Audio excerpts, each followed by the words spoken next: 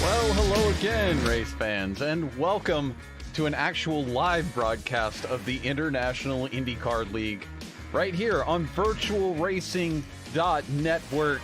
You've been with us for so many seasons with the International IndyCar League, even through a name change.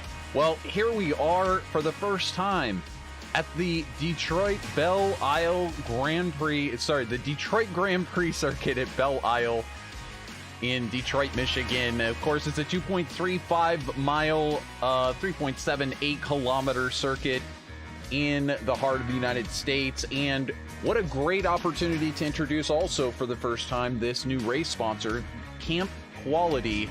It's the Camp Quality 150 presented by Graham Bunyan, of course, five-time champ Graham Bunyan, bringing this new awareness to us, and we'll get a chance to talk about Camp Quality and what they do for those suffering with cancer and their families, their friends down in Australia, in the Sydney area, and all over the country, really. It's a great organization. 64 laps we're doing here today at this beautiful circuit, twisting and turning around this island. And, well, let's go ahead and throw it down trackside, and we'll get a chance to see some of these drivers out there on the track getting ready and getting qualified.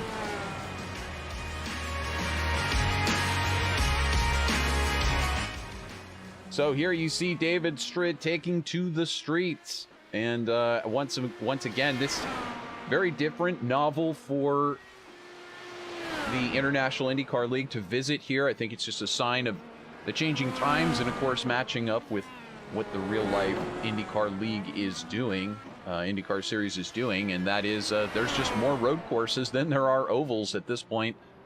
And so it kind of makes sense to move in that direction. But today's race, of course, as I mentioned, the driving force behind it, Graham Bunyan, and Detroit has played such a great home to IndyCar over the years, and kart, champ car, etc.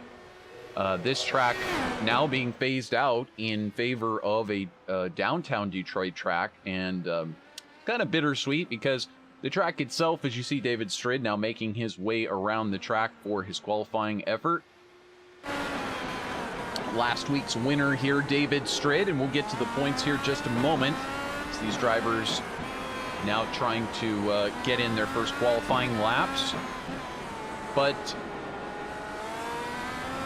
this is a bit of a different stretch for some of these drivers, as most of them are oval drivers predominantly, and having to turn right and use the braking system, a little different than what we normally go through here on Sundays on VirtualRacing.Network. So it provides a great challenge for everybody. And again, despite Strid winning last week, it's actually Jason Lowe who takes over the points standings. Get a chance to talk about that here just one moment. But as Strid makes his way around, and looks like he'll be the first one to set a hot lap. Actually, we might get Graham Bunyan up there momentarily. Get the timing tower up there for you. But Graham Bunyan, 2 purple sectors thus far, setting the final fastest purple sector and going fastest thus far, a 1:15.09 on that first lap. Jason Lowe now also out on the track, getting in that qualifying lap. First one down, puts him up to second fastest. Let's go ahead and go on board with the new points leader, Jason Lowe. Now tackles turn number 1. That's one of the best places to make a pass here on the track. Got to keep it nice and tidy as you make it through these sections here. The car can tend to get a little loose on you. Smooth acceleration is the absolute key here, and making sure that you avoid those walls over today's race is going to be vitally important, as I have personally tagged every one of these walls on this track. I've put in so many hours of practice here. Had some really good official races, took a couple of victories in official, and it's always fun to revisit here with leagues and such. And all of these corners, such distinct characteristics. I think that's one of the things I'll miss most about the real-life IndyCar League returning to this track, is Jason actually has 3 purple sectors. Is that enough to bump him up It is not, because Graham Bunyan sets a 1:14.94, and Jason Lowe brings it to a rest, just missing out by 4/1000ths of a second. So we've got Dominic Harte still on track right now. Dan Ensch, I believe, has just finished his fastest lap, a 1:17.01. And you might be seeing some, extensive times. Like, there may be a little bit of a gap between Graham Bunyan, Jason Lowe, David Strid, etc. But the main thing is that who can survive over the course of this race. It's going to be a lot of laps, and let me tell you, just because you're fast or just because you are the fastest does not make a difference when it comes to handing out the trophies at the end. So let's go ahead and take a look at where they'll start. Here it is today for the Camp Quality 150 presented by Graham Bunyan, and Graham Bunyan takes his own pole position for his sponsored race, which is super cool. I mean, if I do say so. Maybe he'll be able to extend it into a race victory today. He would need that to really get back up there in the points early in this season here. So Jason Lowe, his nemesis and new points leader, are going to be starting in second. David Strid be starting in the second row. And alongside Dan Ensch with that late qualifying lap. So that'll be good. He can see the front from there. Rick Lovison going to be starting third row. Third row on the outside will be Joel Aguilera. Great to have you joining us, Joel. Let us know if we butcher your name, and we had no idea that you were showing up, so thanks for letting us know. But anyway, great to have you in the field. Dominic Harte, Mauro Ramirez, Robert Barnicow. Now, my fonts on my screen for some reason made me think the R and N was an M. I apologize to Robert for last week, but we got you in the field there, bud, and that's the main thing. I think this is the very short track, or the very short pace lap. So yes, it is, in fact. So we got to keep an eye on it because they'll be going green here momentarily. And then you have Ryan Bull starting outside of Robert. And then Mike West and David Worrell going to be bringing up the tail end of the grid. So, again, today's kind of a survivor race, if anything, and these drivers going to be doing their best to just keep it on the track, keep it clean, and not have any of those silly mistakes that tends to catch out a number of these drivers. And the pace car does roll away, so we are moments away from getting started here as the drivers will come around just 2 corners and then be set to get this one underway in Detroit. We'll watch Graham Bunyan at the head of this field. And momentarily, yes, there's the safety car pulling off. Graham Bunyan waits for his chance to jump on the loud pedal, and there he goes, marching into turn 1 here with David Strid in tow. Managed to pick up a spot there on the start. And now Jason Lowe just behind, still looking to attack for that second position and get that back. I believe Strid may have passed before the start, but we'll jump back and take a look. Also have a note, Joel Aguilera now making multiple passes.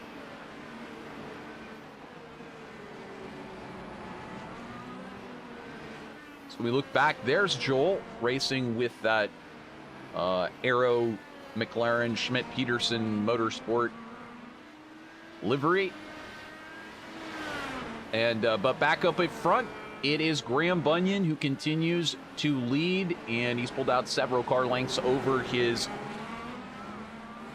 unofficial teammate David Strid, who is in second place in the points. And again, we'll bring up the points here just a minute as soon as this starts to get settled down a little bit. We do have a note, though.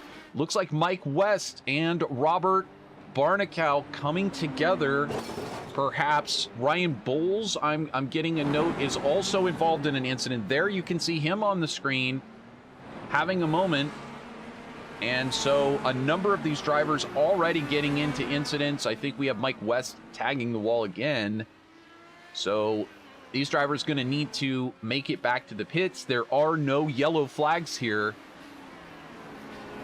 So let's go ahead and jump back. We also see that Mauro Ramirez has had an incident as well. I see Dominic Harte had to start from the pits, so all kinds of stuff's happening here early on. Let's go ahead and jump back for a moment. This was on that lead lap, and I think everybody just kind of getting going here. So that's not Mauro Ramirez crashing, though he does fall to the end of the line. Not sure exactly what the strategy was there, but this then moments later, I think Mike West kind of slowed to get up to speed, perhaps waiting for the field to go by. And then this was our first incident as reported after the green flag. This is Robert Barnicow coming to a stop, and I don't know if he actually made contact with Mauro Ramirez there. Looked like he got very close. This was moments later. Mike West, and there you can see Barnicow in the background had just knocked off the front part of his wing, and that is one of those magic spots there. And then we have the wrong information of the driver up there. That's Mike West. There we go. Mike West tagging the wall there. And so now let's see if we can figure out what happened with Ryan Bowles, one of our front runners in the championship. It's again this, oh, just gets it loose under braking and nowhere to go, right into the wall there. So perhaps a little aggressive on the brake bias, but that's sending him into the wall. And I believe that will catch us up with where everyone is at. And so now Graham Bunyan, they're shown in the lead. David Strid just behind. Things kind of in control. And Strid that last time actually setting the fastest third sector of the race thus far. You see he's hanging in there pretty well. Jason Lowe not falling off. He's hanging with the front too. So Jason having a good race thus far, although albeit dropping a position. So why don't we go ahead and see if we can take a look at where he lost that position. Just bear with me. Now, question is, was this before start-finish line? And I see Jason Lowe still in front on the outside, but David Strid taking advantage on the inside, and I don't know how that will play out, whether that's legal because it was a pass before the start-finish line, but either way, that's the way they run right now. And so Lowe now sitting in third position. And newcomer to the league, Joel Aguilera, getting in there and getting some quick positions. Now up to fourth spot. Take a look at that pass just a moment ago. This is on Dan Ensch, one of the most experienced drivers in this field. And Joel gets a fantastic run using those red tires. As you can see, Dan on the black tires. So it's kind of something worth noting here as we jump back to the live picture.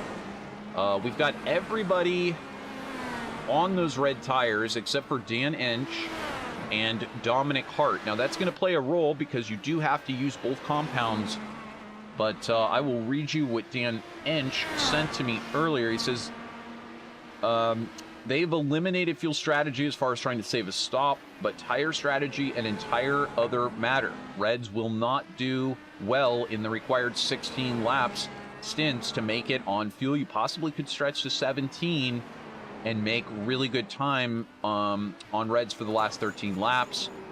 We'll see how this all plays out. So Dan sensing that there is some opportunity within a couple of laps, and certainly understanding the fall off on these tires is the key there. We take a look at the weather, and there is an 11-mile-per-hour breeze, but this not being a high-speed oval, it won't cause too much chaos for these drivers.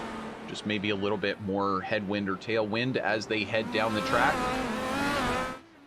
And as you can see, it's not phasing either one of these two, but we've got a pass underway. There's Joel Aguilera getting by Jason Lowe just as they exit one of those final corners on the track.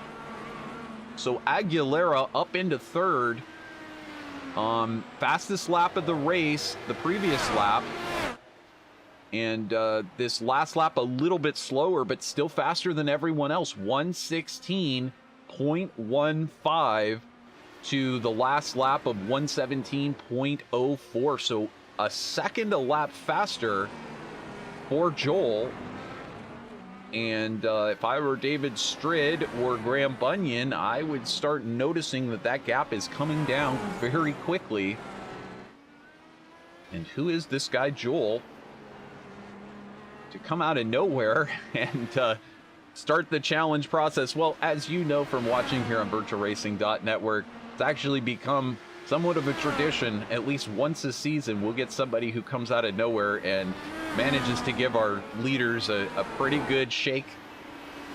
So we'll see whether that can happen today, if Joel can keep it straight on the track and manage to climb up there and start to go after this juggernaut duo of Australians, Graham Bunyan and David Strid, who are pretty much having a party to themselves right now. They're just kind of hanging out at the front of this one. Things are under control.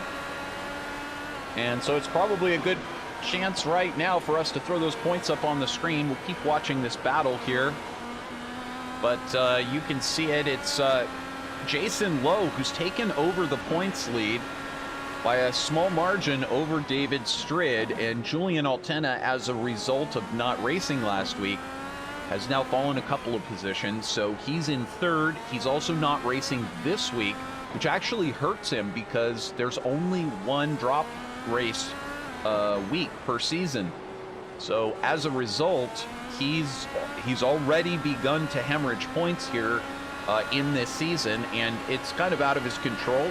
He's a young man. I don't think he has quite control over all of his transportation and other things at this moment, so he's kind of stuck, not able to get to the computer and sit down and be able to actually race. But it's kind of the difficulty a lot of these drivers have. But I'll tell you what, we're seeing in the background some real movement. You're seeing it right now. There is Joel Aguilera. He has come calling. This is out the front of Aguilera's machine. And we also have a note here that Dominic Harte has crashed. Now, Harte, one of our more talented drivers in the league that has won here before, or not on this track, obviously, because we haven't been here, but has won on broadcast before, talented on road courses as well as ovals.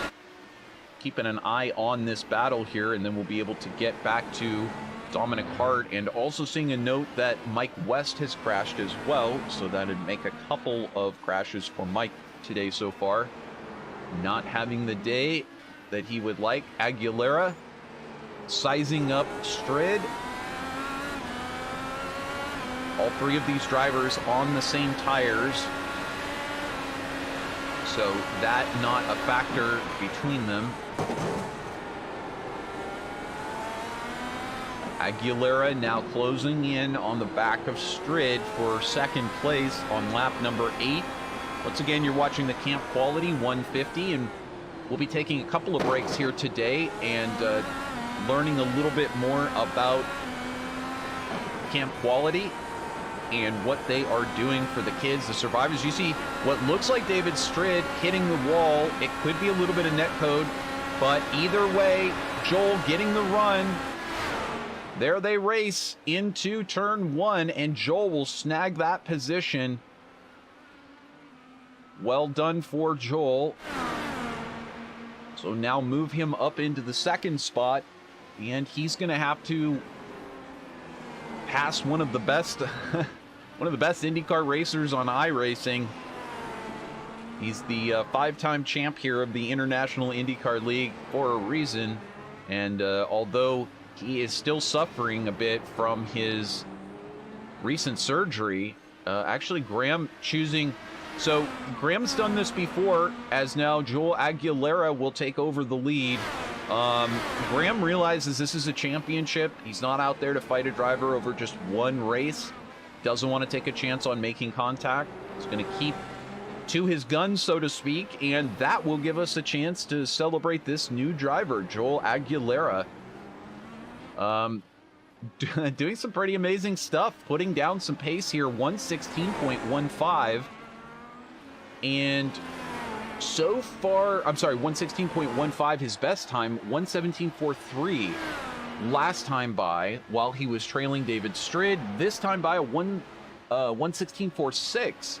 So he continues to go faster and faster. He's only used one push to pass, and so very likely, if Joel can keep up this sort of pace over the next several laps, we're going to be potentially seeing a new runaway winner here in the International IndyCar League if he can keep it on track. So those are key ifs. This is a very tight track, as you've seen, and that would be a huge positive for him to be able to do that on debut here.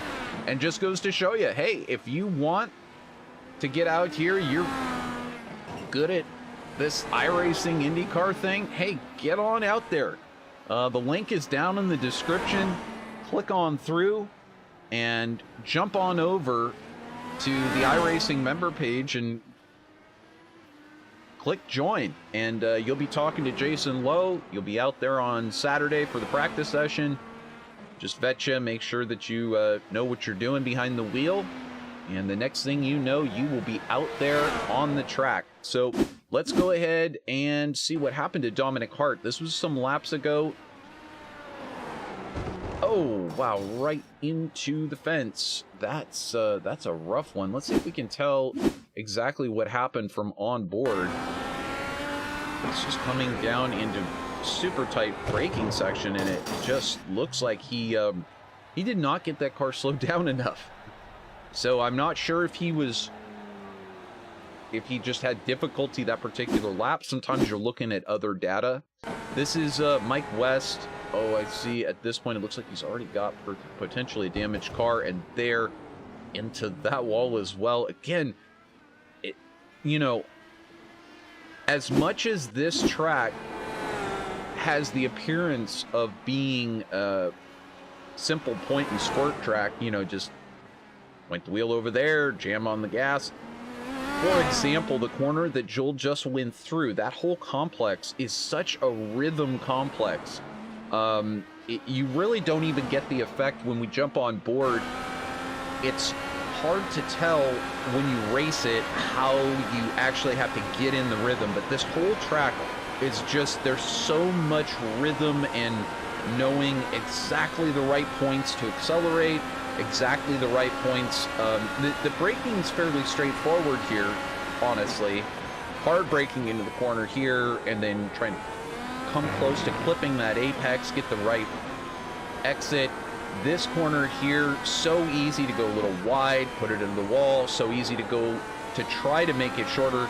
And again, any one of these corners, as we're watching Joel go around here in the lead, any one of these corners, very easy to just get the wrong set coming into the corner, get the wrong turning trajectory, and the next thing you know, the rest of the inputs don't quite work. And you end up in the wall, or you end up just simply having to completely take your foot out of the throttle so that you don't spin out or you don't hit the wall. So it's really, really tricky, very much walking on eggshells, a lot of this, but you know, fortunately the setup is not an open setup. And there you see Robert Barnicow getting out of the way, always appreciated. Very appreciated by drivers that are very aware of when the leaders are coming around. But this track, you know, again, to set up for is so competitive in open racing because you're trying to overcome a lot of these bumps in different areas. You're trying to get that right balance and not sacrifice too much in the way of slip angle, etc. Fortunately, David Strid, you know, kind of the master of setups and really learning how to set up cars, especially so that they race well for the league to be able to race with each and every week. So these drivers don't have to worry about that at all, and that's good news because that can be half of the battle of learning this track, is just getting the car to settle down properly.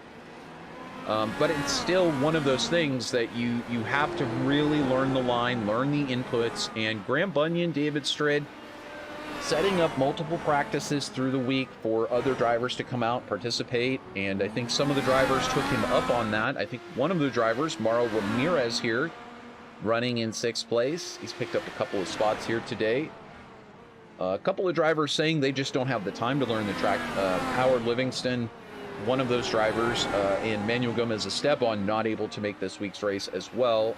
Also don't see Iñigo Mardones and a few other drivers not making the field this week. Will Stearns not in the field this week as well. And that after receiving a penalty from last week's contact, which indeed he, and by the way, last lap, 1:16.32 for Joel Aguilera. So continuing to get even faster here towards the end of the stint. That says that the setup is great. Thank you, David Strid. It's balanced. It's not wearing too unevenly. It also says that we've got a new road racing superstar on our hands, because this guy knows how to manage those tires. And I've been out of the loop as far as official racing for a while, but Joel's got a 26.33 iRating on officials, and it doesn't say that he's a superstar by any stretch of the imagination, but clean racer with a 4.49 A license, and he's looking fantastic here today. So 15 laps into the 64-lap race, and this is kind of what we expected. You'd see some drivers getting with it and some drivers struggling. Now, here's an interesting thing that's happening. We're seeing Jason Lowe now closing in on 2nd and 3rd place as well. So what was a very comfortable situation has now turned into an uncomfortable situation. Speaking of which, this sounds like it's going to be uncomfortable for old Dave in the cave. Oh, so close. But, you know, once again, discretion, better part of valor. When in doubt, back it out. You know, if it looks like you just aren't going to make it through the corner, just don't be afraid. Take your foot out of the throttle, and you see what happens there is David manages to not crash and manages to survive till the next lap. So key things for, you know, for example, David Worrell, who is up 5 spots today, running in 7th place, and just a couple spots away from staring down a spot in the top 5 here today. So we'll see whether or not that can work out for him. Back to this battle, though. That is Jason Lowe, David Strid. Now Jason Lowe will pit. We have a note that Robert Barnicow has crashed, though, just exiting the pit. So let's see if we can tell what happened. Sometime right after he came out of the pits. Boy, it would be unfortunate. And, oh boy, it just tears off that nose cone. Or at least it appeared torn off to us. Sometimes that's an effect of the net code showing its prediction, but not really the actual damage, and then it resets. So, unfortunately for Barnicow, he's not going to be able to repeat the fantastic showing that he gave us last week. But he's still going around in 9th place, so once again, it's all about the points. And that's just part of it. So in other news, other types of suffering going on, there's a great storm system coming through in Florida right now, and just watching as now Joel Aguilera makes his way into those pits. Watch him head down to his pits and take service. And Graham Bunyan and David Strid not yet into the pits, but we'll keep an eye on that. So, big system bearing down on Florida. Looks like Jason Lowe and Howard Livingston might be caught in the middle of that. And by the way, Graham Bunyan, David Strid now making their way down into the pits. You see Robert Barnicow there. So these two teammates just about to come to a stop there. And for those of you who caught the last race, again, we do apologize for not making it. We tried to do it remotely while we were on a, well, I would say we were on holiday, but it was anything but a holiday. More of a family I haven't seen you in 5 years sort of trip. But yeah, I thought I'd be able to do the broadcast from a hotel room, and just something didn't quite work. Oh, you see these drivers struggling there on those freshies. Both these drivers opting for the red tires again, so we'll see if they go to the black tires on the next stint. But Bunyan and Strid struggling there on exit, and that really caught me out. That I was racing in the Indy Elite Series in the brief period of time for about a year when I could actually get competitive racing on iRacing, spend the time grinding on setups and practicing the heck out of these tracks. But that corner exactly is the one that on cold tires, it's on the back stretch just as you are coming into the hard braking zone. And I tell you what, I was on black tires when I exited the pits. Car felt normal through all the rest of the corners, and I got to that corner. So you see Strid having to come back in. This not planned. He probably got a penalty, and he'll have to serve that penalty now. That's unfortunate for Strid, as that will now really cost him after taking victory last week. Unfortunate circumstances for Strid, who is now on pit road serving time in the penalty box. So unfortunate for him, but he will continue, and I wonder if he won't take this opportunity to maybe switch to the other tires. Honestly, could have worked out really well if he had switched and gotten the other tires out of the way if he didn't like them, and then come back in and pitted.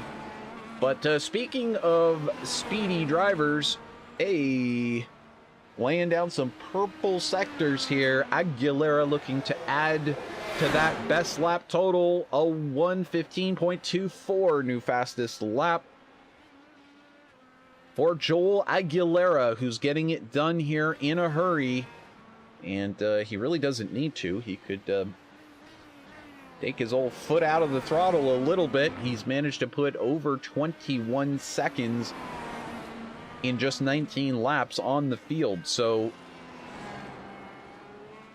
we'll continue to watch, and let's go ahead and take a look through the field. Now, this is where David Strid has come back out in 6th place. So Strid now going to have to do some marching from there. He's over a minute down on the leader and 49 seconds and some change to Graham Bunyan now. So he's got a ways to go. 13 seconds up the track to Mauro Ramirez. And so just behind Strid, you've got David Worrell. He's had a couple of incidents here today. And so you have to wonder if we, if I bring up the tower here, I don't know if this is just a correlation. But like the top 6 drivers are all A license on road courses, and the bottom 6 are all B license. Now it's not that it lines up that way every week, but I just find that very interesting to take note of. Let's see if we can actually, there might be a way to show that.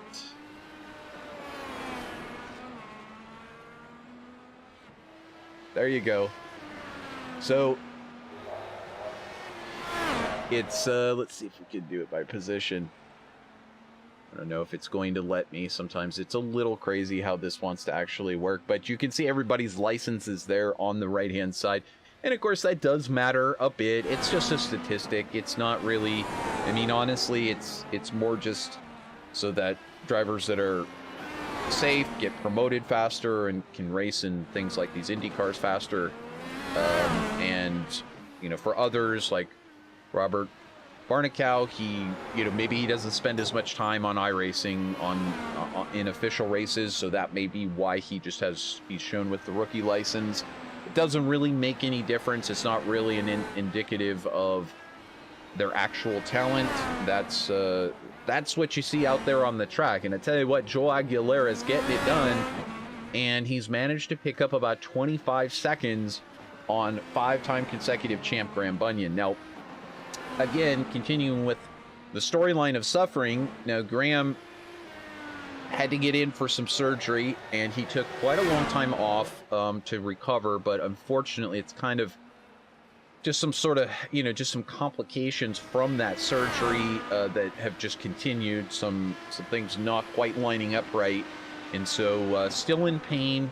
I did get a note from him earlier, I guess it would have been last night while I was sleeping, but that it does look like a lot of the pain has receded for him, and now it's just kind of trying to wait and see if they can make some improvements with an additional surgery. So it's kind of living with it. He's back to work, and it seems like as good of a time as any for us to go ahead and talk about today's race sponsor, the Camp Quality Group out of Australia, who do a wonderful job, and we'll just let this play out on your screen. You can follow along side by side, and we'll have a couple of videos here for you today. So this, our first one, you can learn a little bit more about this great group and what they do.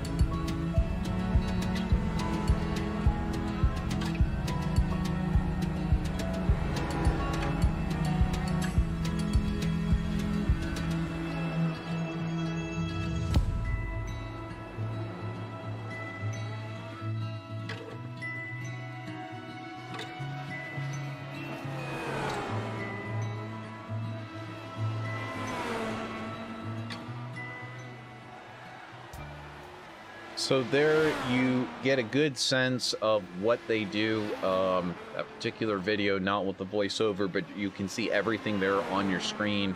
Involved in multiple different ways, just some really cool events to get kids and their families out there participating in life in different parts of different camp organization. Fun that they do. Carscapade looks so much fun. If I were to come down to Australia and visit, that just looks like one of the most fun things ever. We're going to get a chance to see a video about that that they are putting that they put together each and every year in August, that raises awareness and raises funding for the group. But the main thing is the puppets. Wonderful, Jim Henson-like puppets that come out and entertain in hospital, outside of hospital.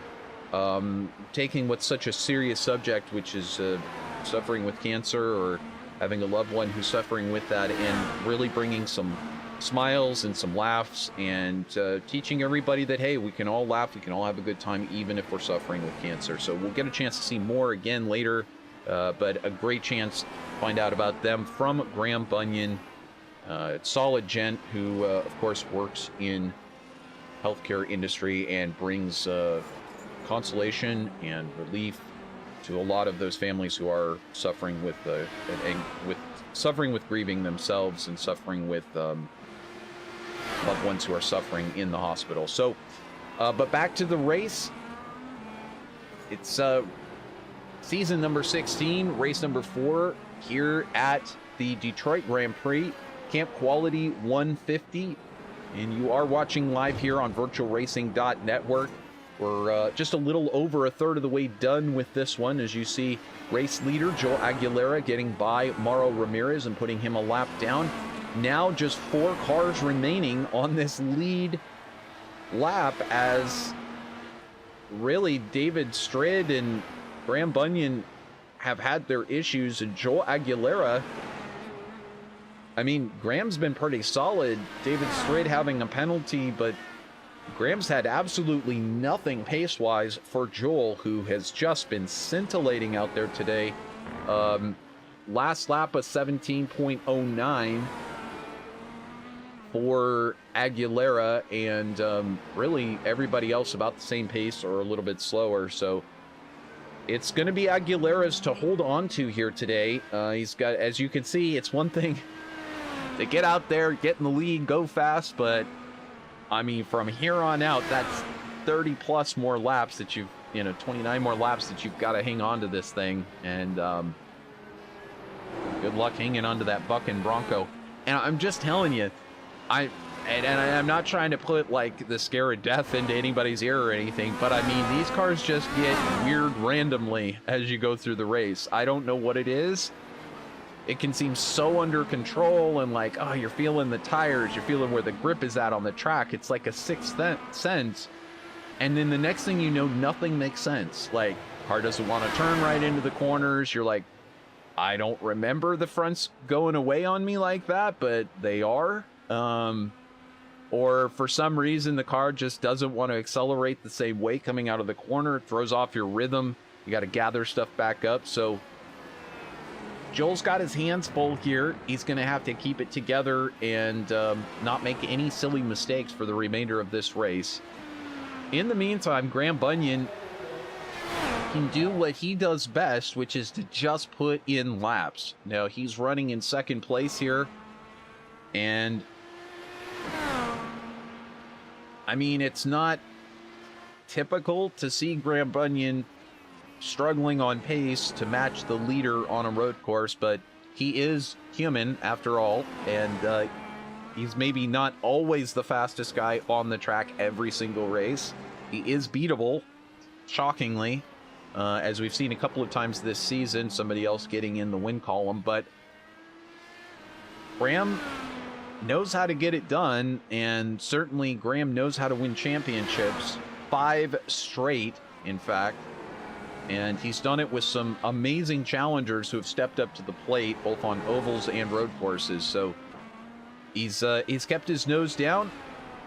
He's kept his foot in the throttle and kept it clean and managed to win those 5 straight championships. So I guess if there's a driver out there that you shouldn't second guess, it's Graham Bunyan, because he'll get it done by the end of the season.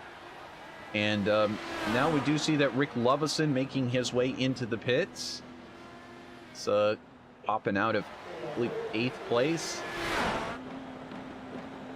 Rick, always a fun character here on the broadcast and a great part of International IndyCar League. Of course, with that great paint job on board every week for his Berkshire Lakeside Lodge, where Rick gets to spend a lot of his time in a different kind of paradise than the paradise that Howard Livingston spends his time in. But Rick not staring down a potential house-flattening storm, that's for sure right now. So good luck to Howard out there. Hope you're watching and enjoying it. 10:43 in the morning. It is, well, technically it's 5 o'clock somewhere out there.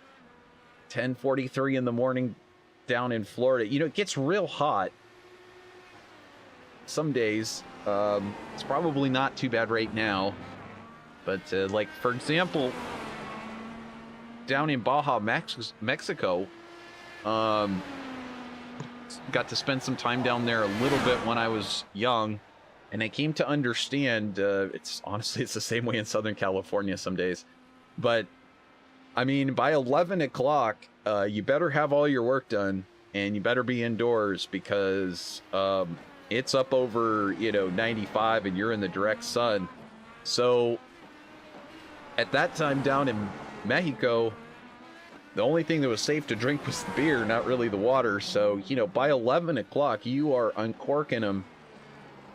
And I'm just saying, that's kind of the way of life, at least. I mean, not for me as a kid, obviously. I was drinking juice or what I was drinking, but for everybody else of adult age down there, that's pretty much the way of life. You just kind of uncork them early on, and then you have your siesta. But however, we are in the virtual Detroit, And we are watching Graham Bunyan, your 5-time champ here, running around in second place, while leader Joe Aguilera continues to pick it up and put it down. Just absolutely trouncing this field thus far, 30 seconds up. You kind of wonder, you know, if Julian Altena had made it into today's race, would he have had something for these drivers? Let us not forget that Altena was the one who managed to pass and walk away with victory at Watkins Glen last season. So Altena, you know, one of those talented IndyCar drivers as well, who's got other leagues that he participates in and is successful there. But hopefully we'll see him back here for the next race. And so we'll take a look at a couple of other drivers here. Jason Lowe currently running in third. David Stritz managed to work his way back up into the fourth spot. So he's already found his way around a couple of the drivers. But Dan Ensch here racing for Last Lap Motorsports, Alzheimer's awareness, Alzheimer's Association awareness. And of course the goal there, end ALZ, end Alzheimer's. I think more than anything, while those sorts of things and ending cancer, but certainly ending Alzheimer's, maybe that is on the horizon. There's so many different experimental things that are coming out right now that are addressing this, and Alzheimer's Association's leading that way for sure, in terms of the research and getting those different solutions in place and different treatments. But you know, as we find out more about Alzheimer's and certainly other diseases, Parkinson's and different diseases like those that have been so debilitating for those who suffer, and obviously leads Alzheimer's potentially leading to dementia. I think this is a great time where groups like Alzheimer's Association are really starting to bring at least the understanding and the help to the families that are suffering alongside, and ways to treat it, ways to cope with it, ways for everybody to still keep somewhat of a normal course of life. But as far as it comes down to racing, Dan has had his hands full. He's tried a few different strategies. Typically, Dan Ensch was trying the fuel save strat, and we were paying attention earlier. You heard me mention that he told us there was no real fuel save strategy. So, but Dan's always aware of those numbers and those laps, and he's always paying attention to whether or not it's going to be fuel strategy race, tire strategy race. And so here today, hanging on to a top 5, and that's kind of been what he does. He hangs on in the top 5. He waits for his opportunity to maybe take a poke up there at 4th, 3rd, 2nd. And some days it's his day to get right up there in the mix and possibly run right in that lead group. And, you know, Dan, extremely experienced around other cars on the track, but also very experienced with how to make strategies work by himself. So Dan having a pretty good day here today, even though he's lost a spot from where he started. Currently running in that 5th spot. And then just behind him, Mauro Ramirez, MJ, as he's known. And he'll carry the VOR, Velocity Online Racing banner this week, as Julian Altena not in the field, as we mentioned. But currently running in that 6th spot. He's gained a couple of spots since the start. We did see that he kind of decided to drop to the end of line or something before the start. And so either way, he's managed to make it work. Get back up there into 6th. Dave Worrell, he's a streamer, and he's Mr. Dave in the Cave, and is relentless. Make no mistake about it. He's charging on here, gained 5 positions thus far. And Dave keeping it out of the wall and living to see another day. And once again, I think we've said that before about Dave. And, you know, as I said, I'll tell you what, on these road courses, I'd be surprised if I don't do that at least once. It's true. And so now we've got Joel Aguilera and Jason Lowe both pitting.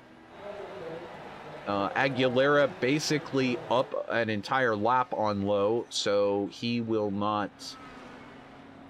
They are not pitting from the same lap, essentially. Aguilera could get up and use the restroom, stretch a little bit, and finally sit back down in the cockpit, because he has built himself an enormous lead. In fact, it's such a huge lead, he now exits the pits and still retaining over a 39-second lead. It's actually coming down now, so we'll wait for that to stabilize. So it was like 39 seconds beforehand, and as Graham Bunyan makes his way around the track, now down to 15 seconds. But Bunyan last stopping on lap 16, and Aguilera just stopping here this last lap. So Aguilera now going to have to work around 2 lap cars. It's Dan Ensch. Ensch racing in that 5th spot. And Rick Lovison down in the 8th spot, a further lap down. Aguilera looking for a way by, but Ensch has not gone down a lap car, or not gone down a lap, so Ensch does not have to concede that position. Aguilera getting a little bit better traction through these corners. Ensch going up on the curbing there at the apex, so that's going to cost him a little bit. And there you can see Aguilera getting to sneak by. So we've got David Strid making his second stop of the day, second official stop of the day. Of course, he did have to make that emergency stop just beforehand, or just after the last pit stop that he made. And here's Dan Ensch heading down into the pits.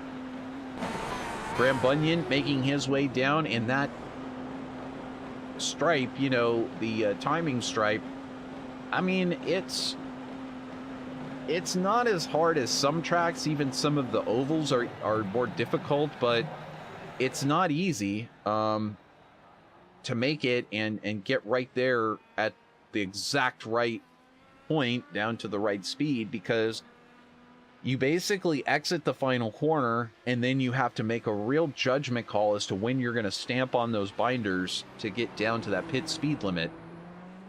So difficult stuff to do anytime. So we do have a note over in our YouTube chat. Thanks for joining us. We've got Iñigo Mardones checking in, saying hello. How you doing? It's too bad you're not in the field, Iñigo. Love seeing you out there in your Necky Racing Team colors, and always bright part of the show, but we understand, got other things, and or road course is not really your bag, but either way, we'll look forward to seeing you back in the cockpit. Will Stearns saying hello to everybody. Unfortunately, Will not getting out there this week. I think Will had an end-of-line penalty to serve, and admins were, I think, telling him this is, you know, it's probably best if you're not going to race even, just to go out there, start, take your penalty. But I don't know if Will just not able to get into it for this race, but either way, good luck to you, whatever you're doing out there, Will. And Dragon Racer 13 checking in with us. Of course, that's Graham Bunyan, who is Mr. Multitasker. He's you know, got his favorite alcoholic beverage in one hand. No, I'm just kidding. He probably doesn't. He waits until afterwards. But we do have a note here. What's going on here? This is David Strid and Rick Lovison having a moment. Lovison bouncing off the wall and Strid right into the back of Lovison. Oh, that is rough. My goodness. Let's watch this one more time, see if we can tell if there was just anywhere to go. Lovison gets out wide and then just kind of ends up bringing it back across the track and stopping in the middle of the track. And so poor old Strid is back in the pits with damage to that Dallara IR-18 IndyCar, and so is Rick Lovison. And for those of us that have been following this league for a while, of course, we know that none of these drivers have ill intentions toward each other, and it was probably just a simple lapse of concentration from Lovison as he's coming around the corner that unfortunately tagged the wall, and then that gets nowhere for Strid to go. This is one of these tracks, though, too, that shockingly, I mean, there's a couple of sections here that are so tight that there's really nowhere for trailing cars to go. And that particular corner is exactly a place where if a car gets sideways, it could be a problem. Fortunately enough, I have not really witnessed it, like, being a massive problem in official racing and even in league racing. I haven't noticed too many drivers, you know, getting it wrong and sort of laying across the track and causing a massive stack up behind. That potential is always there, as you just saw what happened there. But now we've got Dave Worrell in the pits. Oh my goodness, I'm seeing a crash here. Another incident. This time Worrell not able to keep it out of the wall, and they're into the wall on the outside, back across the track. My goodness, if you don't do that 1,000 times practicing for this race. So I just want to back it up here maybe, and we can watch this here because, you know, we have like a long time to talk here. So coming into the corner, as you turn right and then left, you hit a big bunch of bumps. Now he's up on the curb. That's not necessarily the end of the world, but right there, if your left side tires and your steering angle are not correct in that corner, you're going to end up in the wall on the outside. There's just no other way around it. So if you get the wrong line through the corner, there's no saving it. You're just it's just straight into the wall. So unfortunately then, once you go into that wall, once again, it is like right across the track. And as I said, that's a big problematic point. The reason is because the pits exit right there. And so you have people on fresh tires coming out of the pits. They hit those bumps, and a lot of times those bumps are enough to upset the car and literally do exactly that same thing. Upset the car, send you into the wall on the right, and back across the track onto the left. So not only is it easy to get the line wrong during the race and do the same thing, but you got people exiting the pits that way and crashing. It's like, this is, that's one of those places of the track that I'm shocked we don't have more problems with during the race. But it's very easy to get it wrong. This track is just... This track has seen so many tears. It's a shame. I look at every one of these corners. I have crashed out of races in the lead in several of these corners. Just because it's so easy to do, and again, you're trying to maximize, you know, especially if you're try hard like me, or if you're one of these other drivers that, you know, let's say you're Jason Lowe right now, and you're like, okay, taking a breath, taking a breather, refocusing, recalculating my strategy, and looking at where everybody else is on the track. You know, you're looking at, we'll get the battle box up there so you can see.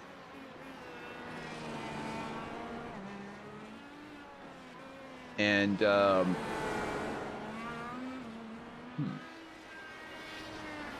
get the right information there, but hitting. There we go. That's kind of useful information. What lap everybody last pitted on. So we'll leave that in the grid down there on the bottom right-hand corner. But so let's say you're Jason Lowe and you're 12 seconds back of Graham Bunyan, and you say to yourself right now, okay, I'm in the lead of the championship. I don't need to pass Graham Bunyan, but I know that if I take that position from Graham, he won't be able to gain points on me. He's led a lap, but he won't lead the most laps, and so it's kind of a perfect opportunity for Jason Lowe to try really hard and start putting in fast laps and trying to get up there and make a pass on Graham Bunyan. Well, when you try hard like that, when you're really pushing and you're trying to do, you know, 10 tenths and you're making the whole race hammer time, it's pretty much a big mistake. Some drivers, their average speed is maybe within a couple of tenths of their fastest speeds. Just all things the same, they're very, very consistent. Lap in, lap out. They're able to, you know, do laps within just a couple of tenths of each other. Those are tending to be the drivers that win most of the races and or are up in the top championships and able to compete for wins. And so Jason Lowe here is, you know, obviously keeping great speeds, able to turn laps within, you know, half a second to a second of the leaders. But if he tried harder, he could get up there and get those points. Well, that trying hard is the big problem. And it's when you try hard each lap that you start cooking the tires a little bit more. You get a little bit later on the brakes, thinking, oh, okay, I'll save a little bit of time on entry to the corner, etc. And it just throws your whole rhythm off. So there you see what looks like Jason scraping the wall. We have another David Worrell crash. So right after he got by Robert Barnico for 6th place. Oh, that is a big hit. My goodness. That is a large hit. Let's see if we can tell. And he just doesn't get the right side tires into the groove. As we saw previously, you know, you can get up onto the curbing there on the apex on the right side, and it still won't necessarily kill your line through the corner. But Worrell, you know, basically a whole lane's width off, and so not able to make it through. And so that's part of learning the track and you know, getting to race with other drivers on the track as well, is you do, regardless of whether you're on a street track or you're on a oval, it's crucial to get out there with the other cars. It's not on ovals, a lot of it is just to feel how the car is going to work with the aero push and see whether the car wants to hug the inside or go to the outside, how much it's going to wear the tires, etc. But part of it is also to learn the alternate lines on the track. And, you know, maybe someday we'll have rain racing here on iRacing, and that will make a huge difference. I mean, I have a feeling that when they introduce rain racing, we're going to be seeing it a lot. And so when dry lines develop, you need to be able to understand how to drive on those alternate lines. They may not be the racing line. So that's just one example. But another example is when you're going to race side by side, as a lot of these front-running drivers do, you have to understand how you can get through a corner side by side. It's like all of these corners, theoretically, you can race through them side by side. You have to adjust your inputs. You have to adjust your steering line, your angle, all of that kind of stuff. And then, you know, judge the car's response on throttle input and braking so that you can make sure you don't hit the other car or put it in the wall. And obviously the goal is for you to come out on top in the battle. So you don't want to give anything up. And that's what I'm saying, is you may come out a really good driver once they've learned the track and once they've gotten up to speed. They may come out just for some practices with other drivers and try and practice passing, getting past, driving side by side through corners, because it's crucial in the race that, you know, again, muscle recall is part of really learning a track. You know, you start to develop instinct on exactly when to turn in and exactly how the throttle needs to feel coming through this right-left complex here. And you developed a real sense, a real sensitive feel for these inputs. And so that's crucial. That right there is essential for being able to run side by side and being able to, you know, switch back and forth in a corner, take advantage if somebody runs to the outside, how do you make a pass to the inside, etc. And obviously somebody like Graham Bunyan, you know, just is, he's got one of those seat of pants feels in those race cars, and he continues now that he's got his new sim rig in place. Hopefully we'll get a chance to talk with him here at the end of the race, and obviously this being his sponsored race, get to find out what he knows about camp quality, but certainly find out how his equipment adventure is going. But all of that, the direct drive and all of that, playing a role so that you can get as sensitive to the equipment and the track as humanly possible and be able to run it side by side. That's just a very long way of saying sometimes for drivers like David, as he crashed there, when you've spent enough time playing with the different lines on the track, if you happen to get it a little bit wrong, you sense it ahead of time. You sense you're going to have the wrong trajectory into the corner, and you immediately adjust. And that's kind of the stuff that you have to know when all of a sudden on, let's say we're on, lap 44, and all of a sudden there's a chance to race side by side for a position. You need to know immediately, how is this going to play out in the next corner? Can I hold my line through the corner? Am I in the right position to hold my line for the corner? Do I need to be on the outside? Do I need to be on the inside? So not to continue to belabor the point, but just some of the deep, complexity that goes into really operating these cars at a high level and getting these wins. And that's why, to bring it back, hey, Joel Aguilera has got a sense in these cars. Let's watch on board with Joel here for a minute. Let's let him take us around this track and just watch how delicate his inputs are.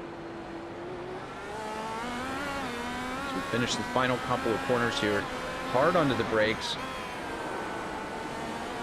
You can kind of hear the car's tires drifting a little bit there. He backs out of the throttle for that final corner, and then you get that kink, and now this right-left complex. You see how far to the right his tires are, and then he brings it all the way back over to the left, lets it ride out. That's the right line through the corner if you're solo. And especially if you can get that pass done before that complex happens, you just need to assume that correct line, because otherwise you will really compromise that straightaway. You can kind of hear some tires on the edge of adhesion. There are a lot of, just carrying a lot of speed through these corners. Off throttle, this is sort of like go-karting through these corners where you don't have the acceleration, you're just carrying speed. It's kind of an endurance style through those corners, because the throttle is just too much to put in there. Here, he's tracking really wide. You can see he didn't get enough brake into the corner there, and it almost forced him out into the wall. That is a battle that you fight every single lap, getting that car stopped and turned properly. This is a rhythm section here. You've got to get the right line through there to get it pointed in the right direction.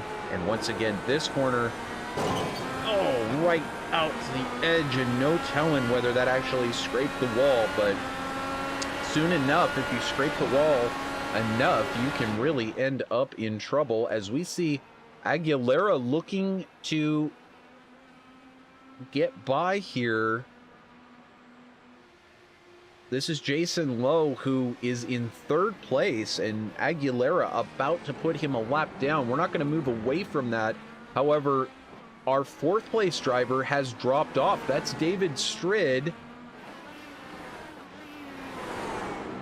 And we're going to watch here as Aguilera will very quickly have to deal with this situation that's developing in front.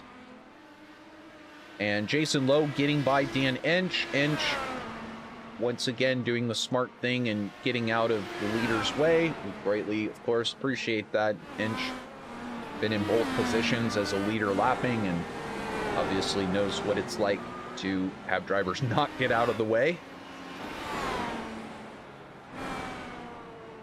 But Aguilera continuing his scintillating performance here, absolutely trouncing everybody thus far. He's got 18 more laps to keep it on track, and Lowe will pull it into the pits, therefore take his last pit stop of the day. Aguilera not having to do the work of getting around, and so basically kind of given somewhat of a head start there towards completing this one. And getting the win. So let's go ahead once again and take a look over here, and hear me for just a moment as we get to the second video, but we'll get a chance to once again find out a little bit more about Camp Quality. And this is a really cool fundraising program, and just gives you an idea how much fun and cool things that Camp Quality down in Australia out of Sydney are doing.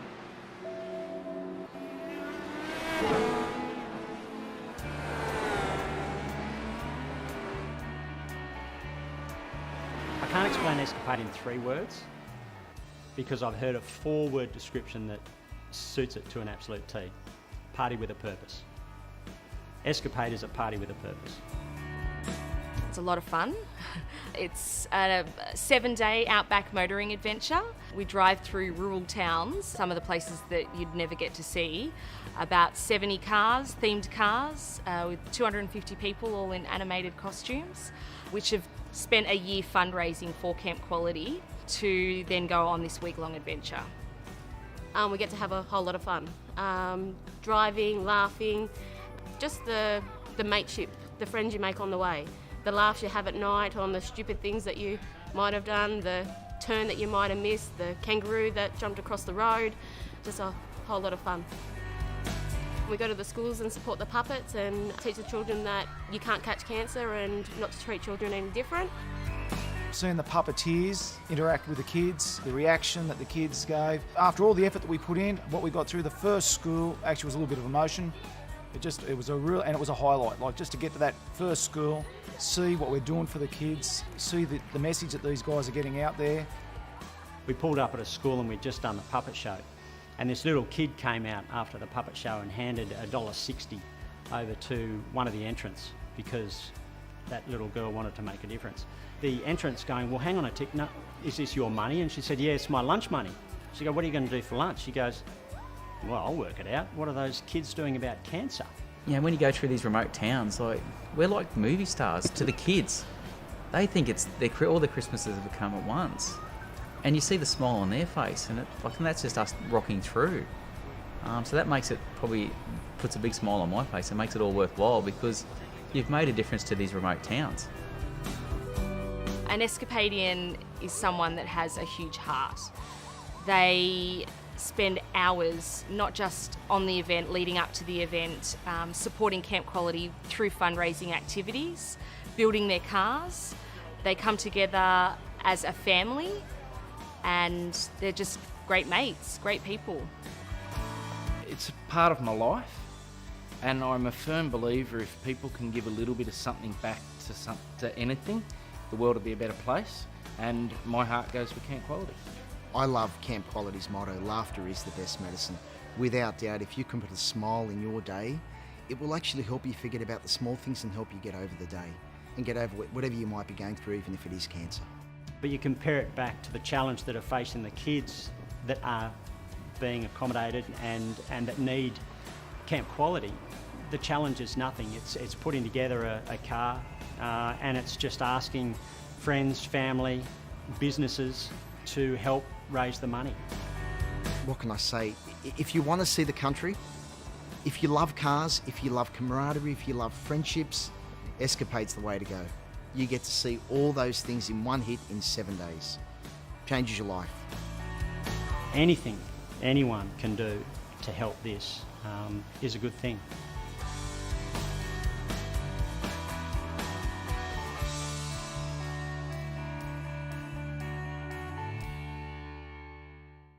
So that the Escarpade there, that of course I felt like that would be super fitting considering that we're all pretty much car nuts here, both the racers and everybody who's out there watching on YouTube, I'm sure. Beautiful organization doing what they're doing, and it's a party with a purpose, as it said. And so definitely make your way over to campquality.org.au, donate today, give to this great purpose and this great organization that brings so many smiles to kids all over Australia who are really struggling, and gives them something to look forward to, something that's a lot of fun at different school events that can make it feel better to be suffering with cancer, or if you have a friend or somebody who is suffering, it helps to just normalize it. Fortunately, I've watched these videos now about 10 times before the broadcast, so I'm not going to shed a tear, but you can hear just how much it touches these kids and all of the families that are involved. So a great community, and we would greatly appreciate it here at VirtualRacing.Network if you could donate to their great cause. I would love to, as I mentioned, that sounds like so much fun, and now I'm starting to think if I do go down there in the next couple of years to visit, that would be the ultimate fun thing to get involved with in August. 7 days, you get to tour the whole Outback in what is essentially the middle of the winter season, which would be the right time to go. That sounds fun. So anyway, check out their website, find out much more. Glad we get a chance here because of this race being a little bit strung out for us to spend as much time talking about it. As you can tell, I'm big on causes, and we're so blessed that these drivers, you know, they pay money to sponsor this. I just want to be clear. If you see a different sponsor name on here, if it's not their business in particular and it's a charity, they are paying money to sponsor this race and have us all be able to enjoy these 4K broadcasts live on VirtualRacing.Network on behalf. And so, you know, if you're out there racing, if you're out there watching, you know, if you can contribute to the broadcast fund, that definitely helps. Please talk to Jason Lowe. If you want to see your business featured here, whether it's commercial business or you want to get a charity involved, there's a couple of different ways that we can do it. We can do it direct with the charity's involvement, or we can do it as we do here, where we just simply present a race and show their YouTube video and are able to bring some great words about what they do. Just get in touch with Jason Lowe or get in touch with myself. You'll see the link down in the description to do so. And always great to involve more support.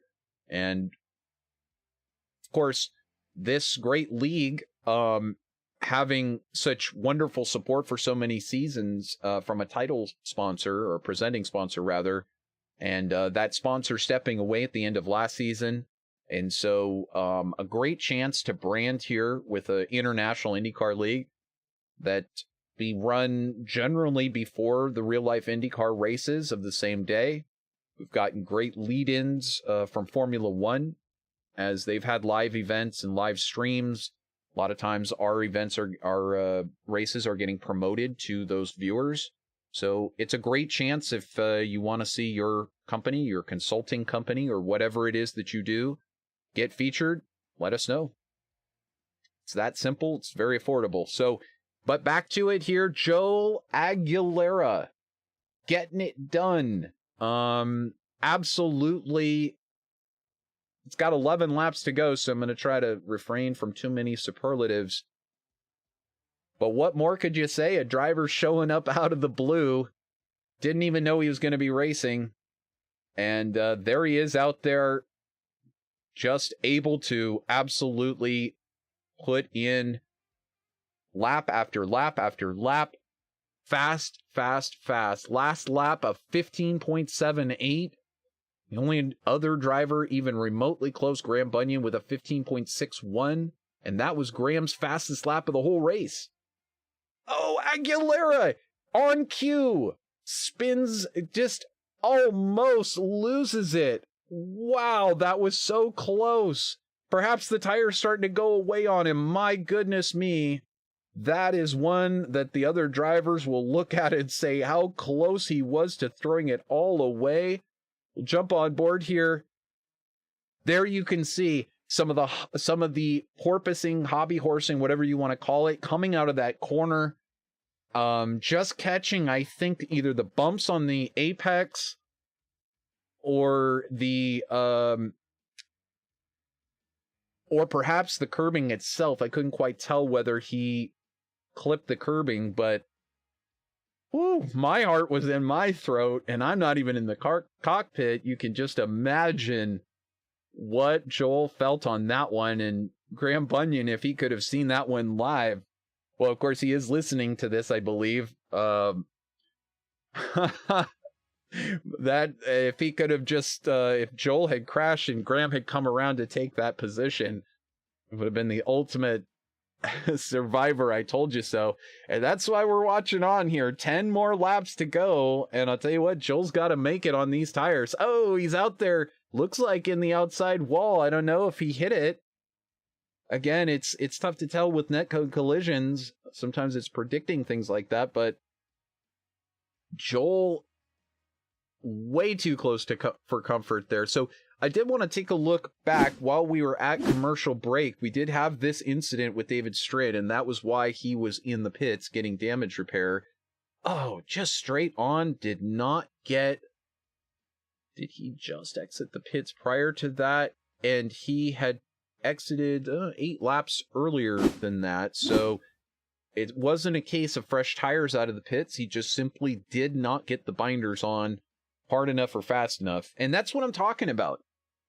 You know, so we've got 9 laps to go here. These guys have been going around this track for 50 laps, 55 laps. It's like, as much as you have the stamina and the resilience to hang in there and get the timing right every single lap, it's like sometimes you just, if you're out there working hard, maybe you got some sweat going on. I mean, this is real talk right now when you're doing iRacing or real life. You know, real life, you got the Nomex suits on. And to be honest with you, sometimes they absorb the liquid, and it's, or you've got like the Nomex underwear on, and that helps to absorb sweat and other liquid and stuff. But these guys, maybe they're just racing with a t-shirt or whatever. You've been turning right and left for 50 plus laps. A little bit of sweat starts dripping down your leg, or, you know, gets into other parts that's really uncomfortable, or dripping down your brow, as is common with when you're racing with virtual reality headset. It could really just come at the wrong time, and maybe you miss your input coming into the corner. It's so difficult. It looks like these drivers are on rails, but honestly, it is anything but a given that you can make it to the end. So Graham Bunyan actually managing to pick up about 5 seconds with that little error from Joel. And it's going to need a lot more than that to be able to catch back up. But so far, hanging on in that second spot and really, you know, just doing a championship day. Jason Lowe, same thing, championship day. He really hasn't made any mistakes. As you've seen how easy it is to make mistakes. Jason Lowe, you know, it's hard to say that he's taking it more seriously, because this is a guy who's done real life racing since the 90s, and all kinds of forms of racing real life, and then virtually, obviously, a part of this league for, I think, since the inception. So a ton of experience, and you always take it seriously. But I think the thing that's become obvious as we've gone along here and we've kept track of how these drivers have done over the course of the seasons is that some of these drivers, maybe they are just as fast as the fastest driver out there. Maybe they're just a tiny bit off. But if they're a tiny bit off, they can generally come in with seconds and third places. And when that fast driver struggles, they take advantage of that. They take care of the opportunity, and sometimes they sneak through for that win. Sometimes they're faster on certain tracks than the, quote, fastest driver on the track. But the point being, Jason, I think, caught on to the fact that he was making too many mistakes a couple of seasons ago. And when Graham Bunyan came back full-time to race in the league, he really had to work, because Graham, you know, one of the things that you do in the iRacing official races is you just cannot afford to give up time due to mistakes or slow pit ins, slow pit outs. If you give up that time, someone else is going to get it. So you really, really have to learn how to dot your I's and cross your T's. And it's not just about pace. It's about surviving to the end and not making those mistakes. And so Jason has made those mistakes in previous seasons. And if you just watch a linear progress of Jason, he's been caught up in other people's wrecks more than he's made mistakes recently. And you get into this season, the guy's in the lead of the championship. Here he is in the 4th race. So we're now 1/3 of the way into this championship season. He's hanging on to the car. He's going to bring it home in 3rd. The guy that's going to win the race is not a threat to the championship, and his closest rival is only 1 position ahead. That's how you minimize your mistakes, and that's how you have a championship day. And so as much as Graham is going to be so thrilled to actually, hopefully, walk away with a 2nd place here today after so much misfortune previously, I think Jason, Graham is actually, he's not walking away with a clear advantage. And so he's not going to gain the type of points that, Graham practiced this track. Graham has a lot of experience here, and on a normal day when Joel is not out there, he's going to win. But Jason is keeping it close.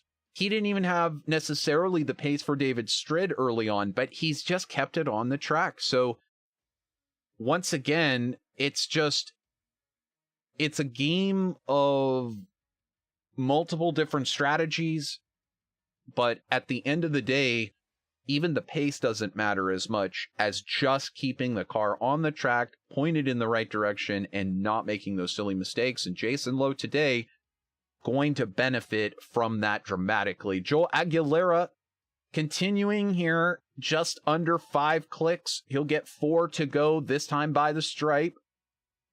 So he'll just need to hang on to that machine as he set 2 fastest sectors this last time by and did a 1:14.91. Almost, he's like 2.5 seconds a lap faster that lap than Graham Bunyan and Jason Lowe. I mean, if I do say, I'll just put it to you this way. I've raced here before, and I'm telling you flat out, this is top split pace from Joel. 114s are difficult enough to get into in race trim, but if you can consistently lay down 114s, this is a driver right here who could compete with just about anybody on the iRacing service at this track. So this is not a mistake. This is not lucky. This is not Graham is slow or anything. This is a driver that would be able to compete in the best of leagues at this track with that kind of pace. So we're seeing something special today. We're hoping that this is not just a one-off from a road course specialist. And we'd love to see Joel come back here and give it a shot on the ovals where some of these drivers may have, I don't know, maybe 10 times the experience of Joel. I don't know Joel, but I'm just telling you, I know how many races some of these drivers have done. So love to see him come back and try and just swing it to the left for a few races and see if he's got what it takes to hang it over 220 miles per hour with Graham and Jason. But we may be seeing a new superstar in the making, and Joel having a fantastic race here. Just 3 laps remaining for him, and now an entire lap back. As weird as it is to say, Graham Bunyan is running in second position, but he is about to get lapped by our leader, Joel Aguilera. But again, it doesn't matter. This is a championship day for Mr. Bunyan. See his wonderful graphic on the back, and who can forget that this livery once started as a tribute to Justin Wilson, who ran this similar livery in a previous season. And so, Graham obviously very well aware of the international drivers coming into what used to be the U.S. IndyCar League. And now it's so obviously such a wonderful thing to have so many great international drivers in it. It just made sense to change the name to the International IndyCar League. And so Rick Lovison doing a great job creating that logo.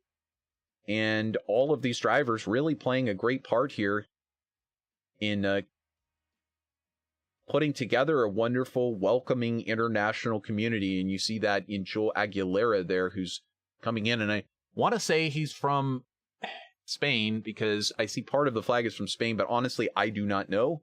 So we'll let him tell us, but it's just great to have all these drivers from around the world being able to compete. I mean, literally on other completely different continents, able to race with one another. Mauro Ramirez going to be bringing up the top 5 here in just a couple of laps, and that's going to be a solid way to finish today's race. Robert Barnacow, we saw him for the first time last race, putting in a good run here and really able to keep it on the track today in 3 spots, up into 6th. Hey, you can capitalize on that. You know what it's like to finish these ones out. As Aguilera takes the white flag for his final lap. Rick Lovison here running in 7th place. Rick's had a tough day, but you can see he's still struggling along. David Strid shown pretty much out of the race in the pits, and that means that David Worrell, Dominic Harte, Mike West, and Ryan Bowles also out of the race. Difficult race for attrition.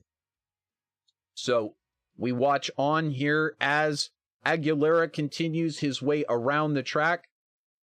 And we'll be waiting for everybody in our post-race victory lane to join us after this one's over. And we'll hopefully get a couple of words with Graham Bunyan and Jason Lowe. I don't know if Joel Aguilera knows how to get to our Discord.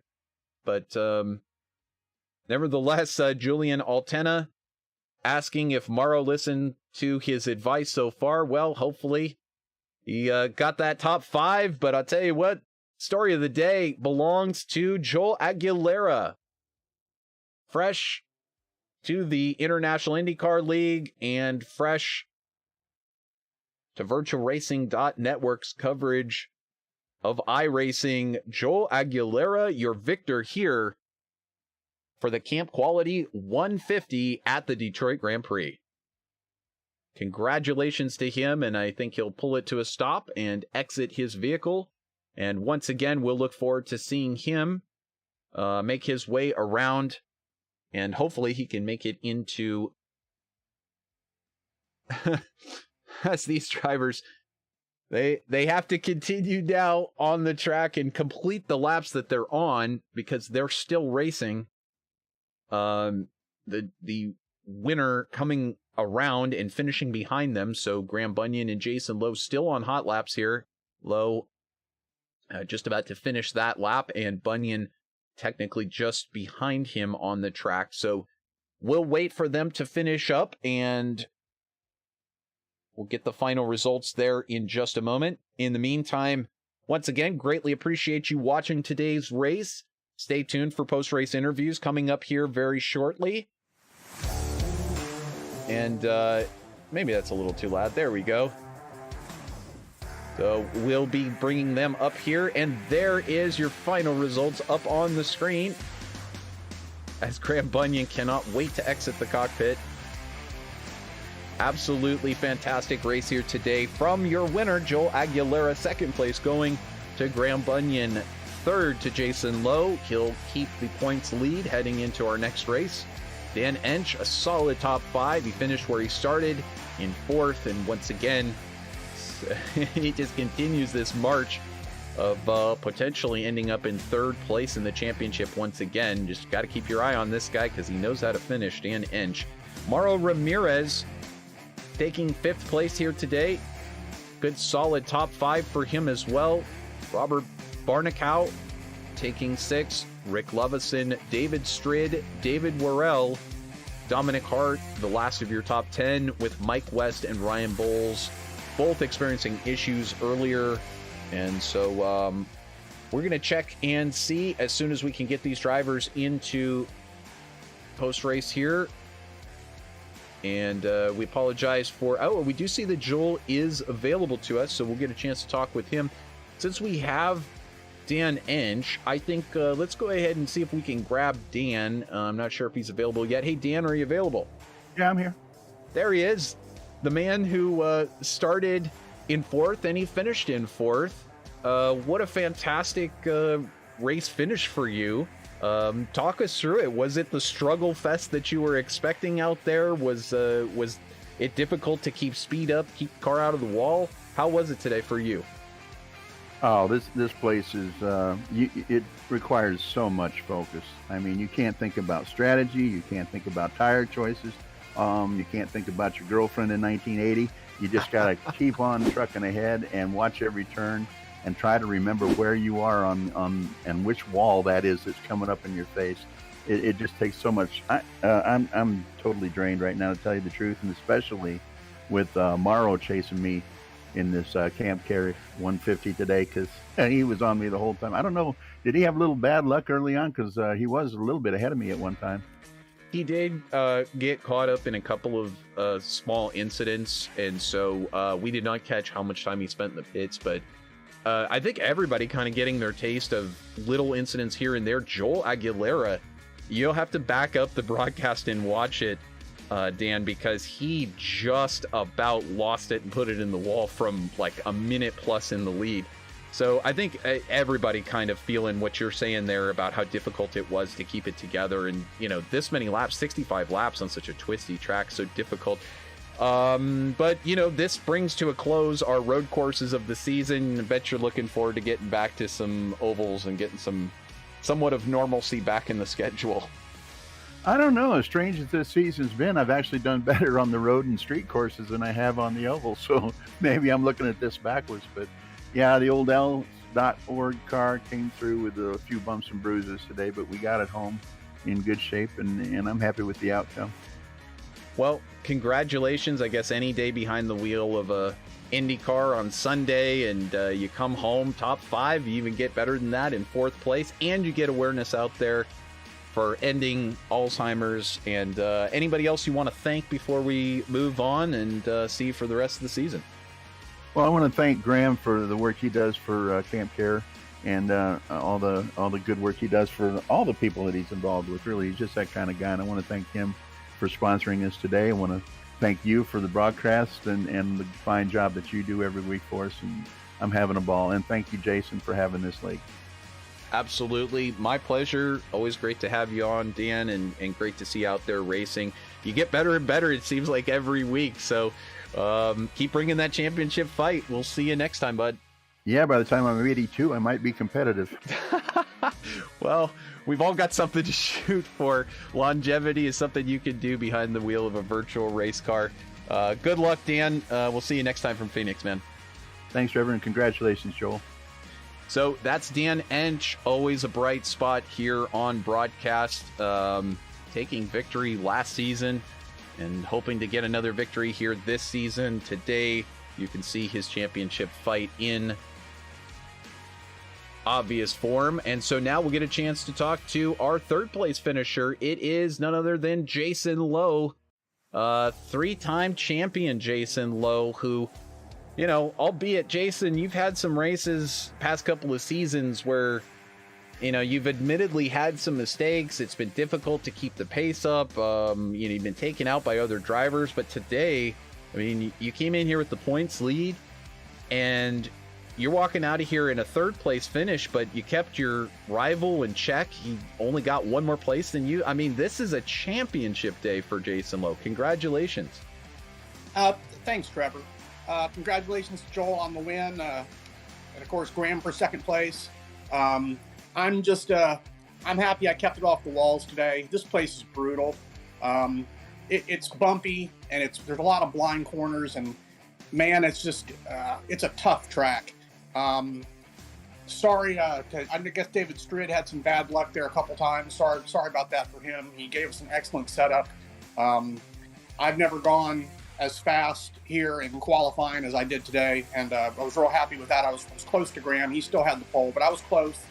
And man, just a tough track, a lot of heavy braking, and like Dan said, I'm halfway whipped. I'm not totally whipped, but I'm halfway whipped. It is a lot of laps. I mean, you know, you do all that practice and you think, okay, I can make it, no problem. I've done 20 laps stint or whatever. But I mean, doing actually 64 laps and keeping that thing straight, your head's, I mean, you're always just hyper aware and always, you know, you're in race mode. it's really a struggle to get through that long, and you can hear everybody already talking about it. I cannot wait to hear what Graham has to say next, or Joel Aguilera, because he's actually going to be joining us here for post-race. But Jason, your championship's going well, and this is part of it. You didn't make those mistakes today. You could have easily pushed too hard and tried to catch Graham or David. David made a mistake, or actually David got caught up in another driver's incident, but you kept it clean. And as a result, I mean, you're going to walk into race number 5 and be in the lead with a commanding lead. And that's about as good as it's felt for you in the past 4 seasons. How does it feel now looking down maybe the back half of this season with a chance at really taking this championship crown back? Well, I tell you this all the time, you never believe me, but I just show up every week and do the best I can, and I let the points happen. I don't plan, I don't scheme.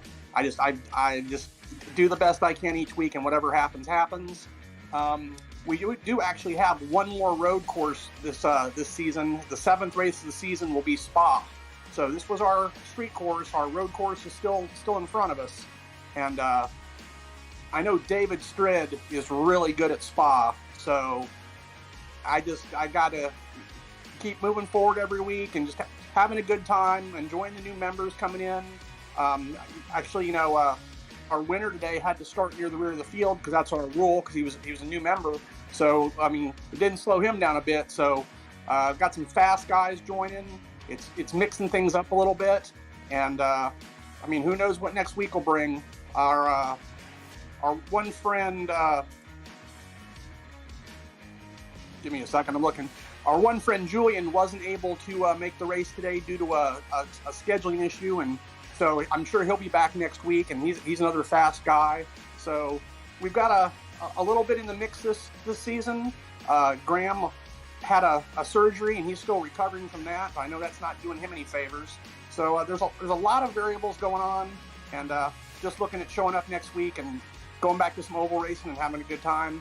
And as always, Trevor, thank you for the broadcast, and thank the people who are watching, and thanks to all the members of the league. You betcha. That's Jason Lowe joining us fresh off the track from 3rd place. He's the points leader coming in, and he'll walk away with the points. Very humble about it, but taking that Pink Pig Kirby car out to the championship lead. And that means we probably get to see this livery for the rest of the season, and that's good for all of us, because what fun that is. But Jason not taking victory today, taking 3rd place, and that moves us over. Do we get a chance to talk with Graham? Unfortunately, I'm not seeing Graham in I'm not seeing Graham in the victory lane discussion area, so it's a bummer, because I'd love to talk to him more about camp quality, but we will get a chance to talk maybe more with him about that at a future race. Nevertheless, why don't we go ahead and bring in our race winner? He's had a chance to wipe off the champagne off of his brow and talk to us. Hey, Joel, can you hear us? Yeah, I can. Hello, man.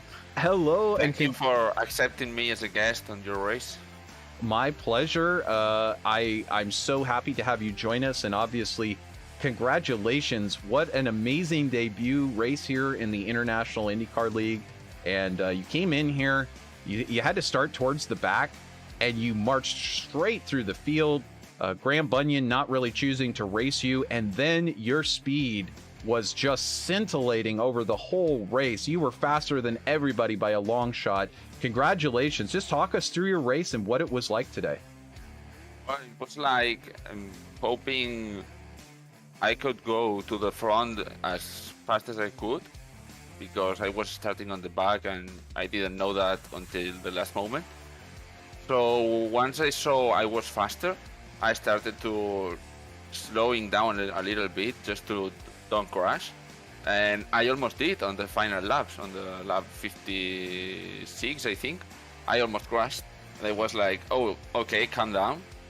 You've done through that, and just go for the end. Wow.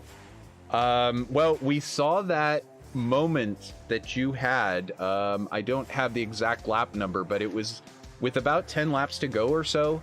and you got sideways coming off of the last corner. What exactly happened there? And you were so close to hitting the wall. Did you think that you were possibly going to hit the wall? I was thinking I was going to, but I locked up the brakes and I didn't. So I just kept going.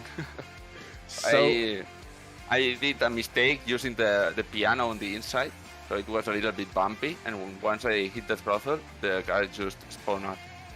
wow. And that just tells you it's very sensitive, these cars. Did you feel like the tires were a problem at any point? Because some of the other drivers thought that maybe they might be getting a little bit slippery towards the end of the stint. Did that play a role in the car getting sideways, or did you feel like the car was pretty stable today? I was feeling stable at the beginning, but on the last two stints, I was a little bit tired, so I wasn't saving the tires as much as I could. And I really suffered on the last stint. But the first two stints were really okay.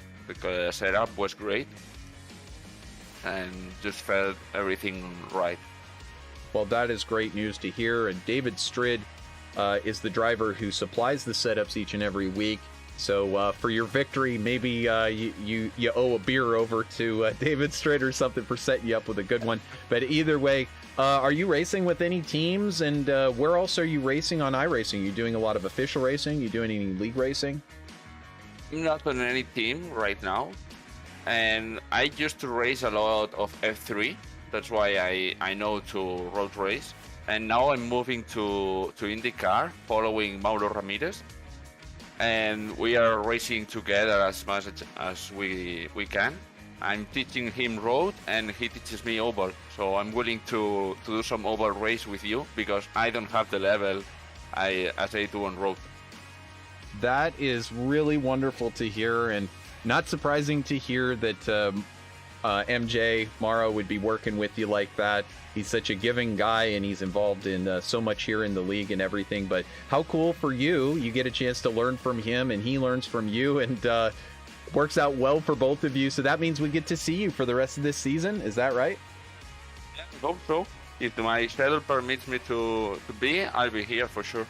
Well, there you go. We've got some fast drivers showing up here in the International IndyCar League.